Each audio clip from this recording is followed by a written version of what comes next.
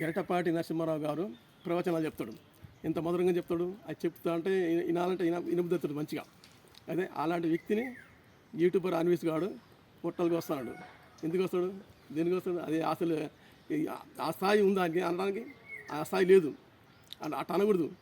ఏమనాలంటే ఇది ఏం చేయాలంటే ఎద్దును కొడతారుగా, ఎద్దును కొడతారు, అట్లా కొట్టాలి. కొడితే అప్పుడు అని తిక్కకూడదు. ఇంక సిగ్గు, శరం, మానవత్వం, ఇంగీతగానం ఏముందా? ఏమీ లేదు. శ్రీదేవిని దూషిస్తాడు, ద్రౌపది దేవుని దూషిస్తాడు, ఆంజనేయ స్వామిని దూషిస్తాడు. వీడు హిందువు అయి ఉండి హిందువులే దూషిస్తాడు, హిందువులే ఎగతాళి చేస్తాడు.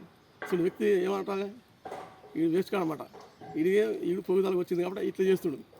అయితే వినాశకాలే విపరీత బుద్ధి. విపరీత బుద్ధి అంటే బుద్ధి కర్మ రెండు ఒకటే. అయితే బుద్ధి ఫస్ట్ నుంచి కూడా ఏ బుద్ధి అయినా కానీ బుద్ధి వచ్చింది కాబట్టి పుట్టుకతో వచ్చిన బుద్ధి ఏమది ఏది నేలకబెట్టి ఏది నాకినా కానీ అది పోతుంది. ఈ బుద్ధి అని కర్మ ఒకటేసారి వస్తామాట. రెండు వేరు రావు, రెండోసారి వస్తాయి. అదే ఏ కర్మకి ఆ బుద్ధి. మంచి కర్మ చేస్తే మంచి బుద్ధి, చెడు కర్మ చేస్తే చెడు బుద్ధి. ఎవరు చేసుకునే కర్మ ఎవరు అనుభవించాలి? ఆడు చేసుకున్న కర్మ ఆడే అనుభవించాలి, తప్పదు కాదు.